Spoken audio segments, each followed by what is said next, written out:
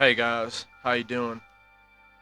Been working on a big project slowly. However, I've met a wall, and I believe the only way to overcome this is by simply doing something, even if it isn't exactly what I had intended and is not as well produced as I intended it to be. So therefore, making this video, going off the cuff here, I want to describe a concept to you. That concept is God. It, I don't mean to appear arrogant when I say that I'm going to describe the concept of God. You know that's impossible. But what I am going to attempt is to ascertain the gist of what God is and what the purpose of our existence is. You know, one of the many aspects of it. So, this right here, this little markup I have, that center line, you can consider that God. You could also consider it objective reality. You could consider it spiritual truth. The timeline of events that has actually happened and occurred in real time. And these right here, the oscillation, the frequency being our subjective experience throughout that linear objective truth. So this is the real track that God exists in, and this is our perception right here. It's meant to run like this. Up, then a crest, then it falls, and a crest, and then it falls, and then a crest. You see, it's not meant to be an experience without meaning. It is meant to be an experience that has context and has an ebb and flow to it.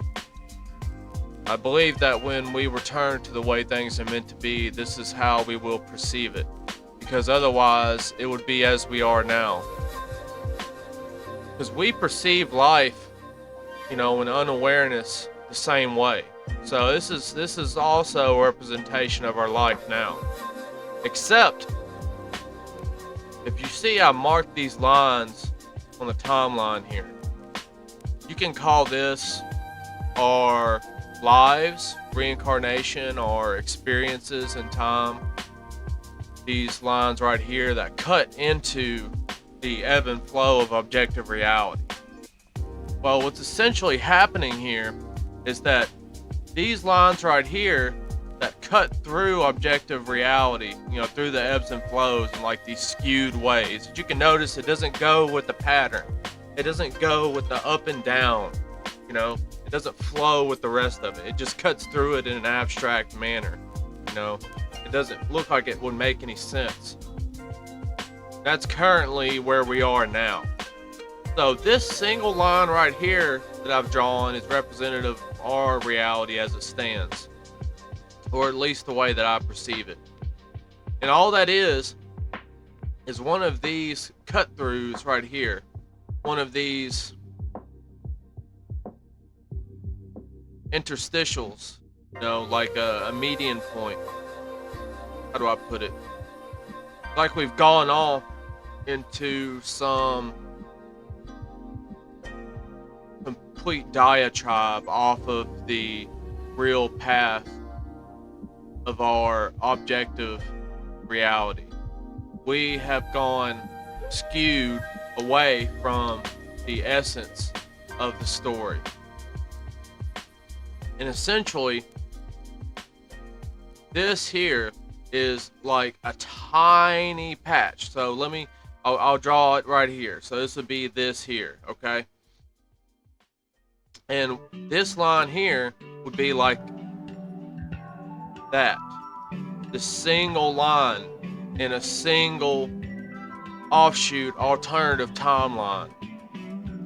Like a song that's stuck on a loop and just loops over and over a single note. And this single line here is that one tiny piece of that single note. And we're just stuck. And we go whoop here. Then we come whoop right back around. Okay? Now, not to be disgusting, you have to look past this. But notice that the way that I've drawn this up, it is like the female genitalia. Okay, just stick with me here. You notice a resemblance here, correct? So it tells us something symbolically, because that is the way that it is. That we are being recycled back again and again on this one single tiny perspective, one single tiny point, on a point that was on a whole overarching story that was already an offshoot from the original story, from the original timeline, with us with God and God with us. We have gotten off of that. And furthermore, we have zoomed in on a single piece of that diatribe, that offshoot, that fallen branch, and we sit within that single piece of something that wasn't real to begin with, and it loops, and it loops, and it loops, and it loops. There was successive iterations. You could do this, you know, point out this piece, now we have a whole new line like this, and it loops back in on itself again. The death and rebirth cycle, so called. So as you can see, it can lead to some very minuscule and objectively meaningless iterations of existence if we were to continue zooming in on that single bit of line, that single note, stretching it out, stretching it out, stretching it out over and over and over again until you cannot get the context of the overall note to begin with. This has happened time and time and time again. God, this middle line right here, it, he, she, however you would like to address it, God wants us to get off of this single iteration, this single tiny line, and to come all the way back here. He wants us to come back.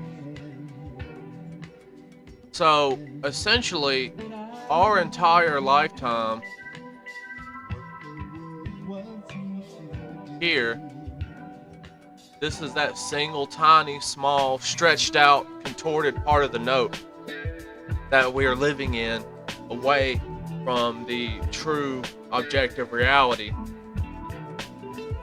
In my opinion, we have reached this point right here on the line. The note has played, and now we are at the end point of the note, about to loop all the way back to the beginning. Now, notice something else as I draw these markups. This is quite crude, I understand, but look at what I'm seeing here. If I were to do this, for instance, now it's a boat. You see? Everything links in back on itself.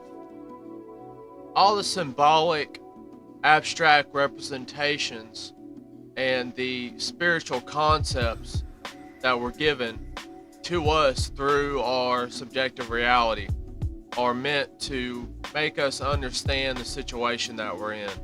The situation that we're in exists because we have to understand the situation that we were in the first place.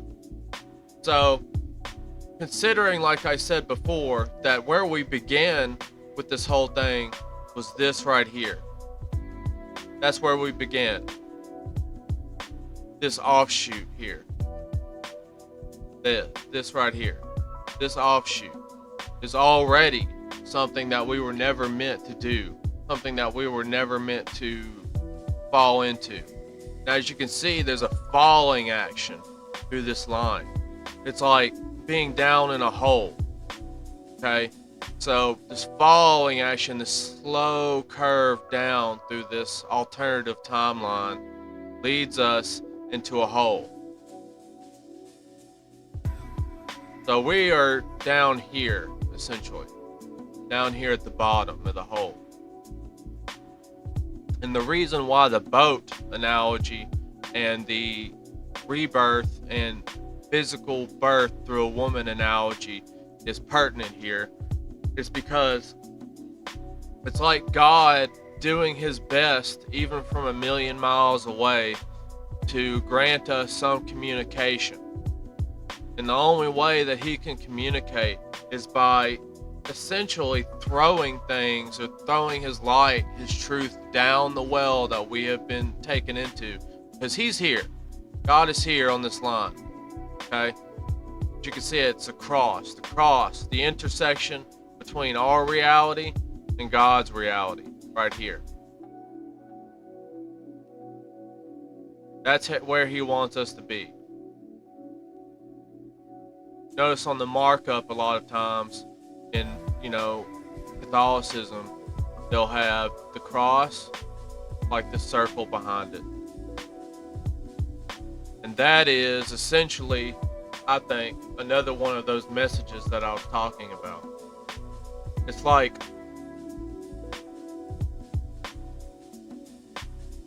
don't worry about where these symbols came from. Like the story that was told to you about them. That's not in question here. What you should worry about, in my opinion, is what is the point? What do all these things coming together make? You could take this symbol and overlay it here, and it fits right in. This whole boat analogy. Like being on a boat on the river Styx going to Hades. And the wind being your intent.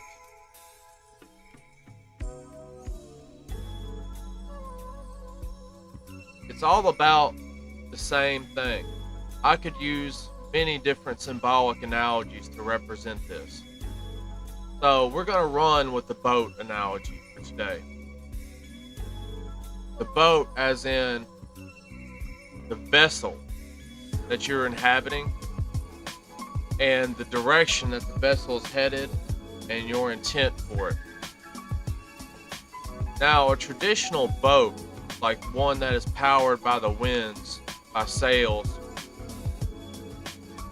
it is guided by the winds. And the winds are things that you cannot control all the time.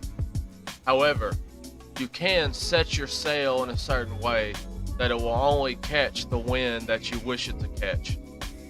You can drop the sail when you have a storm. You can pull the sail up when it's headed to the north, but not when it's to the south.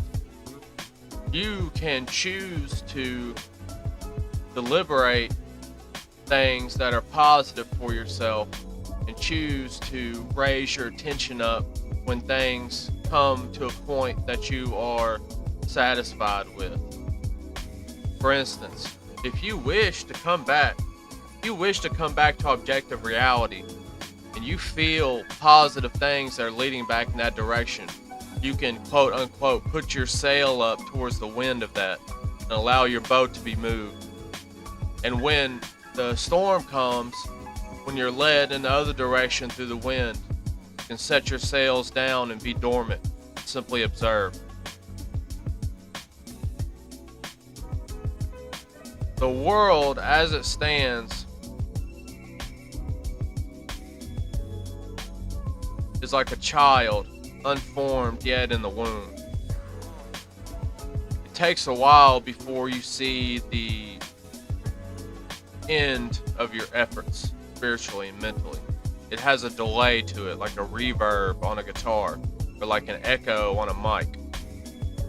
When you send the signal out, it will affect the outside environment, but it's not immediate. That's why it takes discipline in order to change your environment for the better. That's why it takes discipline to follow God. Because the only way to change the environment is through over a long period of time, or more accurately, more attention. You can affect the trajectory of your boat. And once you get enough momentum the wind is no longer needed. Then you can coast towards your objective without having to necessarily need wind at all times. Does that make sense? Like, once you're headed in a certain direction, it's like, that law in physics where it says an object in motion is typically due to stay in motion. An object at rest is typically due to stay at rest. So if you continue to stay in motion towards God, you tend to stay in motion unless an outside force acts on you. However, in this example, you can choose to not let the outside force act on you. You can choose to not be moved. You have conscious control over yourself. What's more apt is animals. They are blown by the wind. Their sails completely controlled by the circumstances surrounding their outside environment and not by the conscious choice that they make. I'm not saying animals are stupid or that animals are not worth something. Animals are amazing, They are here just like the rest of us. However, there's a difference between animal and man. Man is the creator of this environment. And whatever you perceive the world to be, it is not separate from what the world is. So you come to a higher understanding. Now that you understand this example, that you are the one who makes the wind to begin with. Like, that's like the step here. That's like the rising action and the growth of your awareness. You go up, up, up, up, up, up, up, up, up. And then you start to gain more recognition of how powerful you are and what stage you are within the essence, within the timeline of events. So you begin to create your own path. You come to a point where you're like, oh, where am I at? I don't know. And then you're like, oh, I'm not in the right place. And then you're like, wait a second, can I change it? Like, well, maybe I can agree with the things that would bring me to the right place. And you're like, well, wait a second. I can create the things that would have me agree with that. I can create the outside environment in such a way that it would allow me to manifest the life that I would want for myself. And then you go even further and you're like, well, actually, my intent is what creates that. Not my conscious mind. It's the subconscious. It's the intent. So you go even deeper. And you're like, okay, so now I'm on this boat. And I know I can put my sail up. I can put my sail down whenever I see things. You realize, too, though, that even the things that you see, even the so-called forces that are at work and moving you, are also an abject, perceptual artifact of your conscious and unconscious will. And you're like, well, I can change that too. I can make the wind blow by itself in the way that I want. And then you move up a step and you're like, well, I don't even need a sail. Like, I can move myself in such a way that it pushes me towards a direction without having to even manifest it.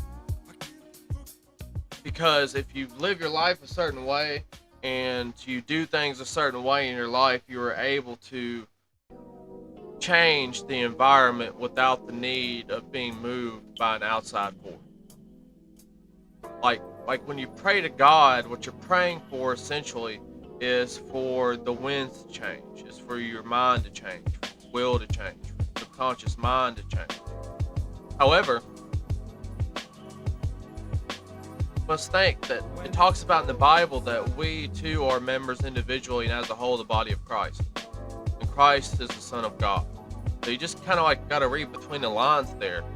Like, you do have control. You don't even have to be on a boat. You can be on a spaceship, whatever analogy you want to use. You can do anything you want, literally.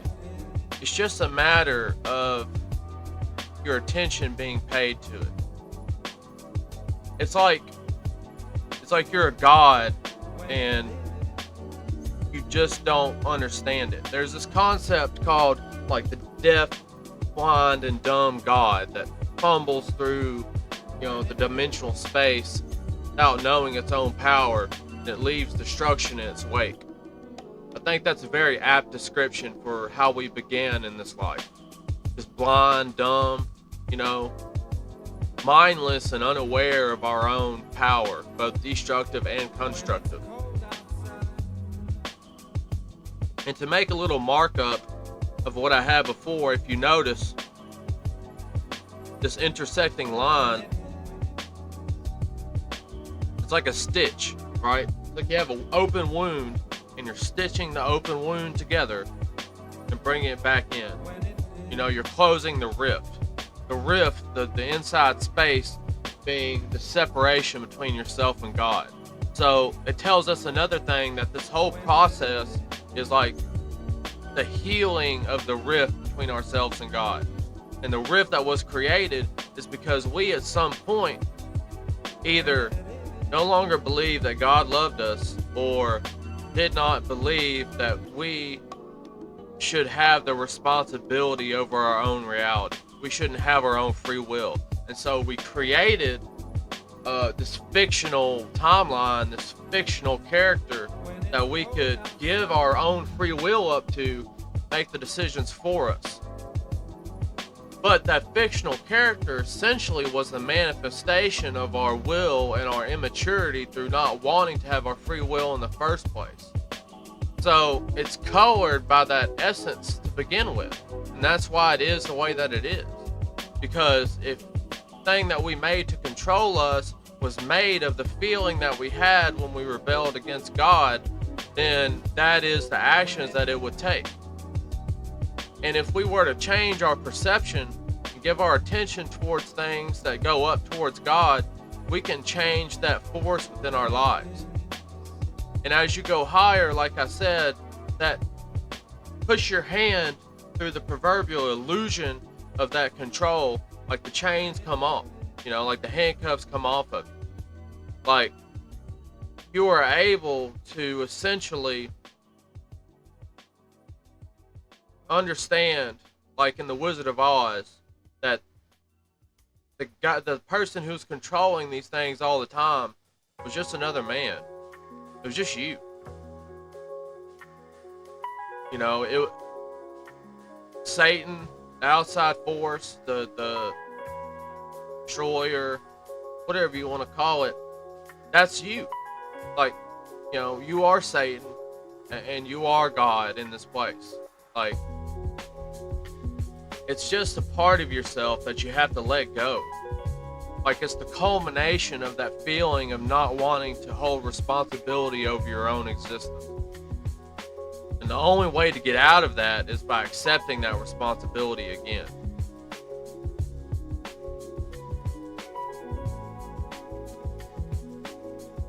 It's the only way.